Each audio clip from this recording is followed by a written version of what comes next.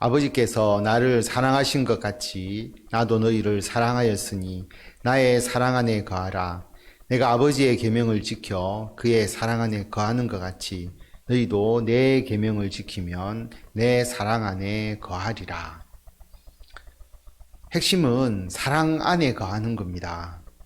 예수님의 사랑 안에 우리가 거할 수 있는 사람이 되어야 하는 것이죠. 예수님께서 우리를 사랑하시고 그 사랑 속에서 살아가는 삶. 우리 가정을 보면 충분히 이해가 되죠. 부모님의 사랑을 듬뿍 받고 자라나는 아이처럼 예수님의 사랑 안에서 살아가는 우리들이 되면 그게 행복하고 그게 참 복된 이 세상에서의 삶이라고 할 수가 있습니다. 어떻게 우리가 그렇게 할 수 있느냐? 예수님은 하나님의 계명을 지켜서 하나님의 사랑 안에 거했다라고 하는 거죠. 그것처럼 너희도 내 계명을 지키라라고 말합니다. 이 계명이 율법처럼 우리를 구속하는 것이 아니고 좀 쉽게 말하면 부모님의 말씀을 잘 듣고 그 사랑 안에 거하는 것처럼 예수님의 뜻 안에서 행하고 예수님의 말씀 안에서 살아가면 예수님의 사랑 안에 거할 수 있다라고 하는 것입니다. 이 사랑은 내리 사랑처럼 보이죠. 하나님이 예수님을 사랑하시고 예수님이 우리를 사랑하시고 모두가 그 말씀과 그 뜻에 순종하는 삶을 살았기 때문에 사랑 안에 거하는 겁니다. 이 사랑을 우리가 행하는 것이 우리들에게 너무나 복된 것이다 라는 것을 말씀하고 있습니다. 11절에 보면 내가 이것을 너희에게 이름은 내 기쁨이 너희 안에 있어 너희 기쁨을 충만하게 하려 함이라. 내 계명은 곧 내가 너희를 사랑한 것 같이 너희도 서로 사랑하라 하는 이것이니라. 왜 계명을 지켜서 나의 사랑 안에 거하라 라고 말씀하시느냐 하면 기쁨이 충만하게 하기 위해서다. 부모님의 사랑을 듬뿍 받고 자라나는 아이는 얼굴을 보면 거기에 기쁨이 있죠. 행복이 있습니다. 마찬가지로 예수님께서 우리를 사랑하셔서 우리들에게 기쁨이 충만하게 해주신다. 기뻐할 수 있는 것은 어려운 일이 아닙니다. 주님의 뜻 안에 있으면 사랑받고 행복해지고 복되고 그래서 기쁘고 즐거움이 우리들에게 있게 됩니다. 예수님의 계명이 율법처럼 우리를 구속하는 것이 아니고요. 내가 너희를 사랑한 것 같이 너희도 서로 사랑하라. 사랑하라는 게 예수님의 계명이고 이 계명을 충분히 우리가 지키면서 살아갈 수가 있습니다. 어떤 율법적인 그런 강요가 아니라 그냥 예수님의 사랑 안에 거하면서 우리도 서로 사랑하게 되는 서로가 아주 편안하게 이 주의 말씀을 지킬 수 있는 그런 내용임을 우리에게 말씀하고 있습니다. 13절 사람이 친구를 위하여 자기 목숨을 버리면 이보다 더 큰 사랑이 없나니 너희는 내가 명하는 대로 행하면 곧 나의 친구라. 예수님과 우리와의 관계를 이제 친구로서 말씀하시기 위해서 어떤 관계냐 하면 사람이 친구를 위하여 자기 목숨을 버리면 제일 큰 사랑을 베풀어 준 거죠. 얼마나 친구와의 관계가 좋다면 그 친구를 위해서 자기 목숨을 버리겠습니까? 그런데 예수님이 우리를 위해서 십자가에서 죽으셨죠. 그러므로 예수님은 우리를 그 정도로 친한 친구로서 생각한다라고 하는 겁니다. 15절에 보면 친구 관계가 왜 중요하냐 하면 이제부터 너희를 종이라 하지 아니하리니 종은 주인이 하는 것을 알지 못함이라. 너희를 친구라 하였노니 내가 내 아버지께 들은 것을 다 너희에게 알게 하였음이라. 우리가 친구한테 굉장히 친한 친구한테 자신의 삶의 아주 소소한 부분도 이야기하고 터놓고 의논도 하고 또 수다도 떨지 않습니까? 그거와 비슷한 내용을 말씀하시는 겁니다. 종에게는 그 내면을 주인이 자기 내면을 드러내지 않죠. 오히려 명령하는 관계고 또 종은 알 필요가 없다. 너까지는 알 필요가 없다. 이렇게 이야기를 할 수가 있는데 예수님께서 우리를 친구라고 하시고 그냥 친구가 아니라 예수님이 자기의 목숨을 버리시기까지 사랑한 굉장히 친한 친구이기 때문에 하나님께 들은 모든 것을 우리들에게 다 알려주셨다라고 하는 겁니다. 하나님의 뜻을 모르는 게 아닙니다. 15절에 보면 너희에게 알게 하였다. 예수님께서 알게 한 겁니다. 제자들에게 알게 했고 그 알게 한 내용이 전파된 것이죠. 이단과 사이비들이 진리가 감춰져 있었다. 거짓말이죠. 너희에게 알게 하였다. 내가 내 아버지께 들은 것을 모두 알게 하였다라고 말씀합니다. 16절에 보면 너희가 나를 택한 것이 아니요 내가 너희를 택하여 세웠나니 이는 너희로 가서 열매를 맺게 하고 또 너희 열매가 항상 있게 하여 내 이름으로 아버지께 무엇을 구하든지 다 받게 하려 함이라. 내가 이것을 너희에게 명함은 너희로 서로 사랑하게 하려 함이라. 예수님이 우리를 택하셨잖아요. 그리고 예수님이 우리를 열매 맺게 해주셨고 그 열매가 풍성하게 해주시고 왜 그렇게 하셨느냐? 열매가 있어야 하나님의 백성으로서 하나님의 자녀로서 하나님의 돌보심을 받잖아요.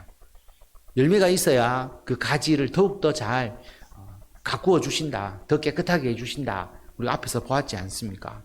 그러므로 열매가 있는 자에게 아버지께 무엇을 구하든지 다 받게 하려 합니다. 그렇게 하기 위해서 예수님께서 우리를 택하시고 우리가 열매를 맺을 수 있도록 열매가 항상 있을 수 있도록 우리 삶에 하나님의 사명을 행하고 그 결과물이 늘 풍성하게 맺히도록 해주신다라고 약속하고 있습니다. 그리고 우리가 서로 사랑할 수 있도록 주님의 사랑 안에서 행할 수 있도록 주님께서 우리를 인도해 주십니다. 18절에 보면 세상이 너희를 미워하면 너희보다 먼저 나를 미워한 줄을 알라. 너희가 세상에 속하였으면 세상이 자기의 것을 사랑할 것이나 너희는 세상에 속한 자가 아니요 도리어 내가 너희를 세상에서 택하였기 때문에 세상이 너희를 미워하느니라. 세상이 제자를 미워할 것이다. 핍박과 박해가 있을 것을 미리 말씀해 주십니다. 그런데 제자들이 그 핍박과 박해를 자신을 향한 것으로 생각하지 말고 예수님을 향한 것으로 생각해야 된다. 왜냐하면 예수님 때문에 핍박하는 거잖아요.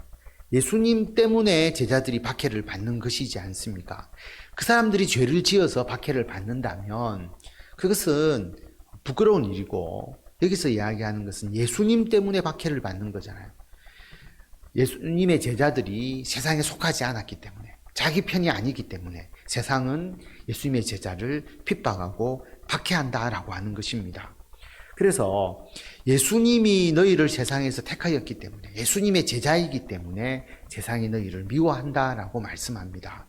여러분 우리가 뭔가를 잘못해서 우리가 올바로 행하지 않아서 핍박을 받거나 어떤 처벌을 받는다면 그것은 부끄러운 일인고요.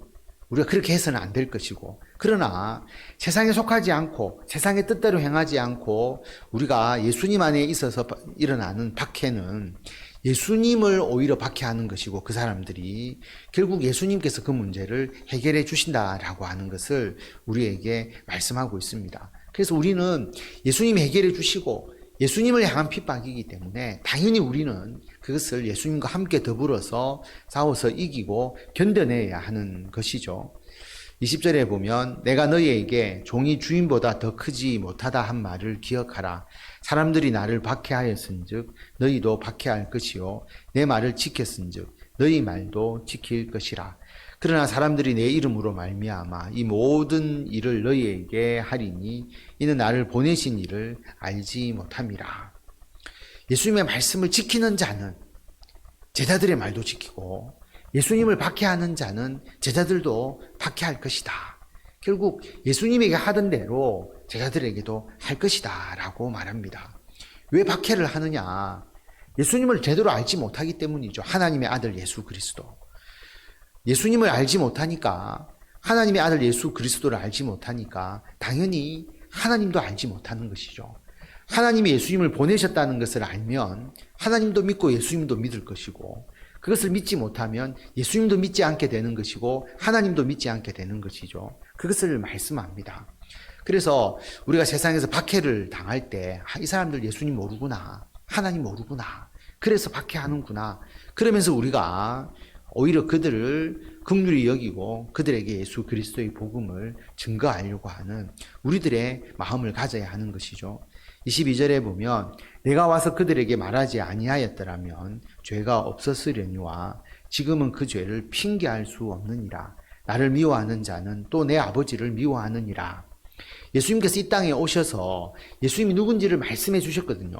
나중에 보면 또 예수님께서 아무도 할 수 없는 놀라운 기적까지 베풀어 주셨잖아요. 자신이 누구임을 드러내셨죠. 그러니까 만약에 이런 사건과 예수님의 말씀이 없었다면 너희들 몰라서 그래서 죄가 안 된다라고 말할 수 있지만 지금은 그 죄를 핑계할 수 없는 겁니다. 왜냐하면 예수님께서 이미 그들에게 말씀하셨고 그들에게 놀라운 기적으로 자신을 드러내셨기 때문에 예수님을 몰랐다라고 핑계할 수 없고, 그리고 예수님을 미워하면서 하나님도 미워하니까 그 죄가 가중처벌이 될 수밖에 없는 것이죠. 24절에 보면 내가 아무도 못한 일을 그들 중에서 하지 아니하였더라면 그들에게 죄가 없었으려니와 지금은 그들이 나와 내 아버지를 보았고 또 미워하였도다. 놀라운 기적, 아무도 어떤 인간도 할 수 없는 기적을 예수님께서 행하셨기 때문에 그래도 믿지 못하는 자들을 그들에게는 죄가 있다라고 하는 것이고 예수님을 미워하고 하나님을 미워한 것이다 라고 하는 겁니다. 그러면 왜 예수님을 그래 미워하느냐?